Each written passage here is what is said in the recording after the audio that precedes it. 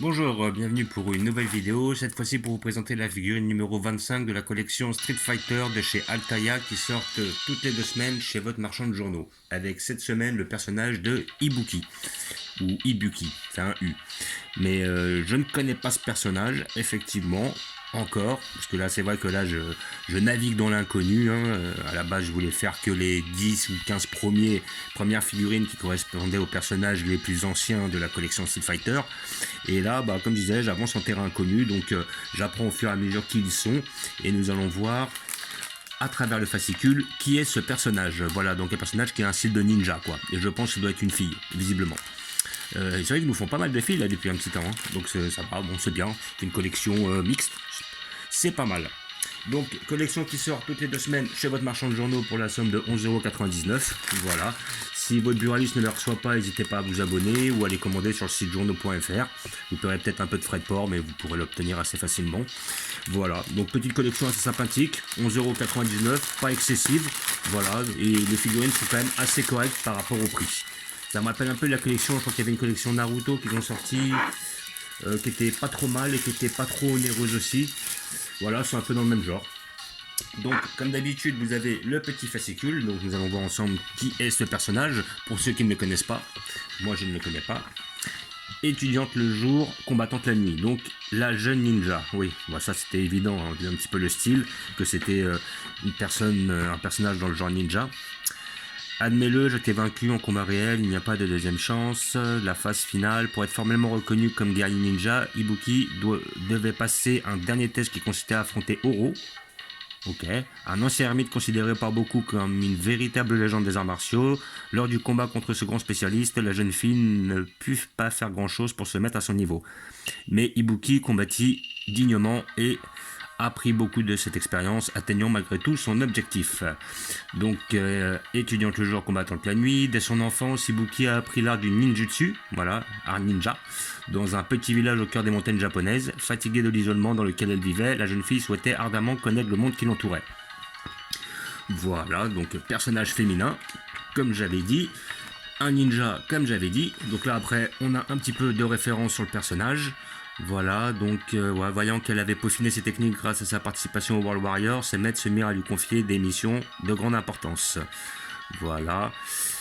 La corporation Kanzuki était plongée dans une guerre sans merci contre l'organisation criminelle Shadolo. Ok. Ibuki devint ainsi l'une des combattantes d'élite qui mirent définitivement fin à la menace de Monsieur Bison et de ses acolytes. Ok, donc c'est un ennemi de Bison. Ok, donc on va dire grossièrement c'est un gentil, hein. Big Bison c'est un méchant. Quelle folie, cet examen de passage, je savais que devenir Shinobi était dur, mais pas à ce point. Ouais, voilà, donc c'est vrai que ce personnage est très tiré de Shinobi. Shinobi, un jeu auquel je jouais quand j'étais petit, qui était pas mal d'ailleurs, justement, qui parlait d'un ninja. Voilà, donc après sur Ibuki, on a sa date de naissance, le 6 décembre, lieu d'origine le Japon, taille 1,62 m pour 55 kg.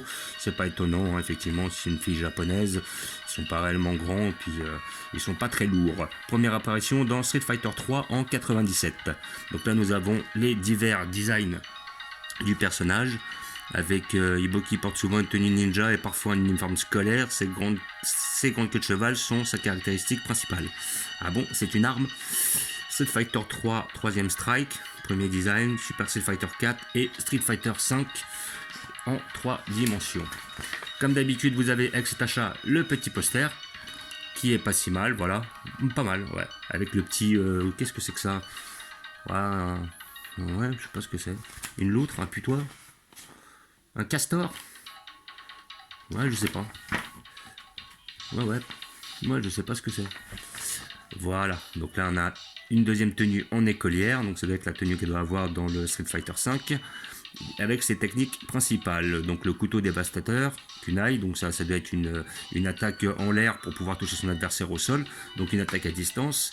Le neckbreaker, la glissade mortelle, attaque au corps à corps je suppose, l'explosion énergétique, ouais, attaque de corps à corps, et la pluie de kunai, à mon avis, ça doit être une technique à distance. Donc ce qui doit faire un personnage complet, assez rapide, et voilà, qui permet, pas très puissant à mon avis, mais qui permet de tenir les adversaires à distance. Street Fighter 5, saison 4 et Champion Edition.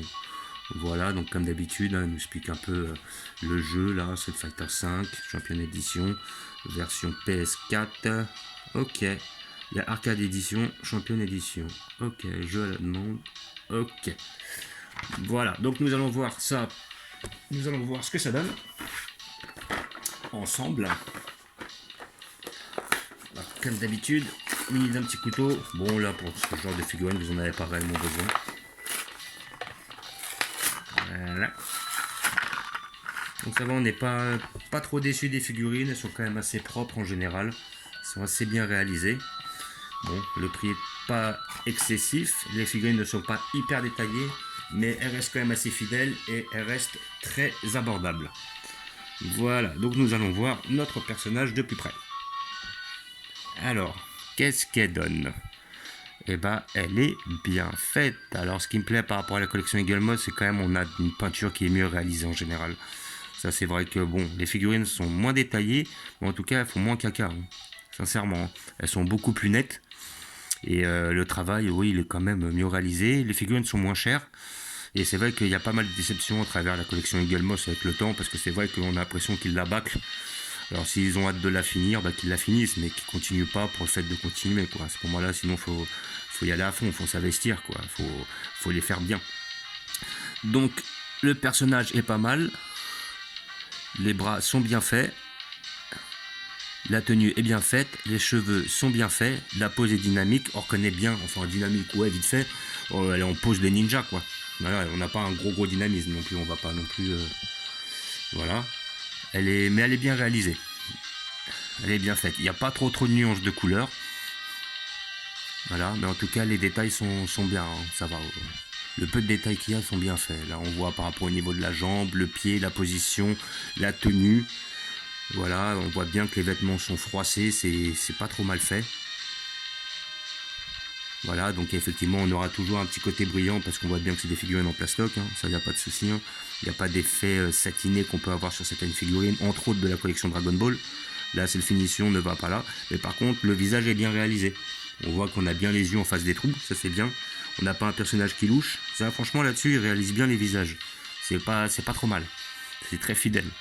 Voilà, on a cette petite technique, ces deux doigts là qui sont justement en position.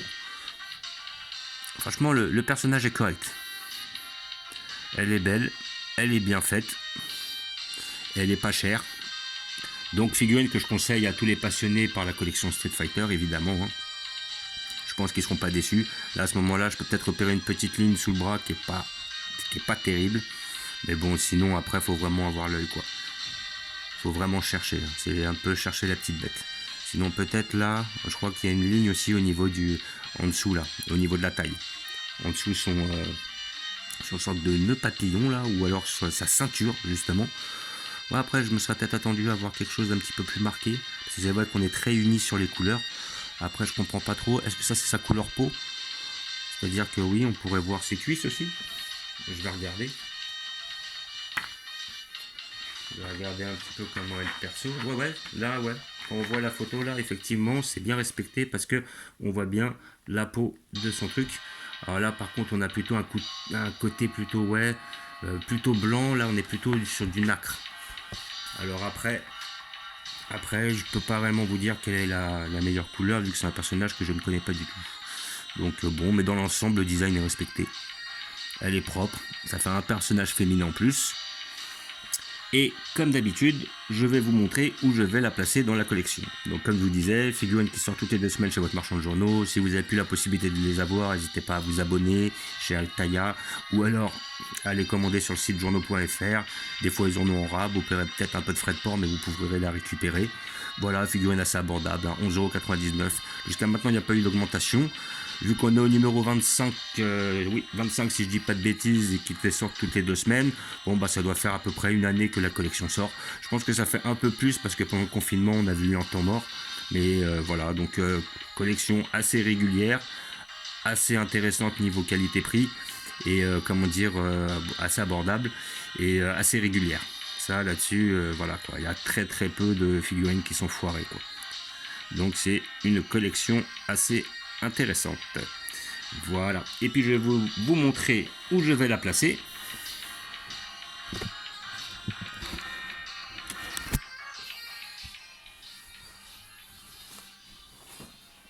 Donc comme d'habitude,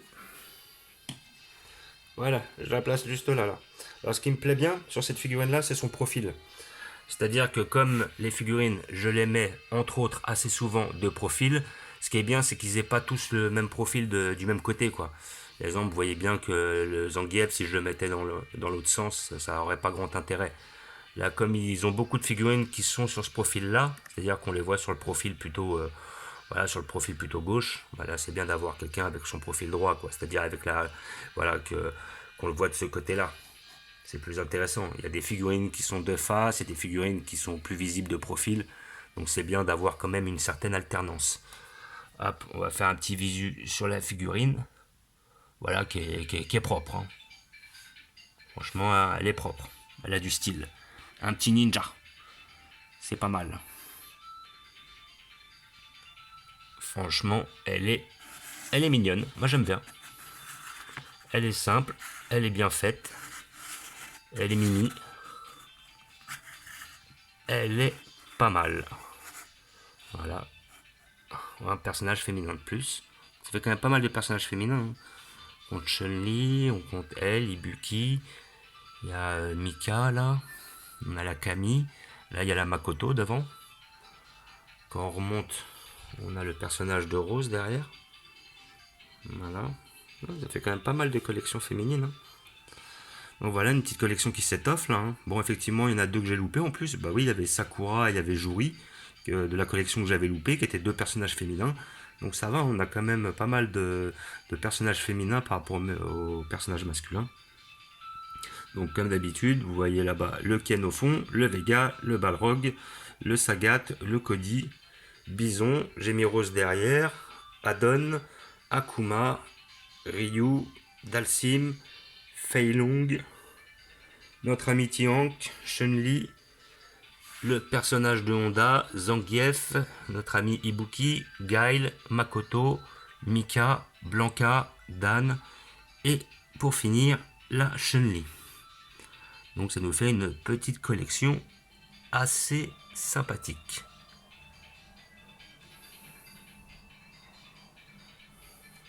Une collection qui donne bien. J'attends assez impatiemment la 30 avec Guken. Si j'ai, alors je me rappelle plus qui est le prochain, mais je sais que numéro 30 normalement c'est la Guken. Donc effectivement celle-là je l'attends assez impatiemment. Et j'attends qu'il nous prévoit un DJ, hein, un DJ, parce que c'est vrai que c'est le seul personnage de Super Street Fighter 2 qu'ils n'ont pas sorti. Donc je sais pas ce qu'ils attendent. En plus DJ est un personnage qui avait du style, que j'appréciais beaucoup, le Jamaïcain, qui envoyait des boules de feu. Donc bon bah j'espère qu'un de ces quatre ils seront décidés à le sortir. Voilà. Donc, comme d'habitude, je vous remercie d'avoir regardé. Je vous dis à bientôt. N'hésitez pas à vous abonner ou à mettre des pouces. Et je vous dis ciao.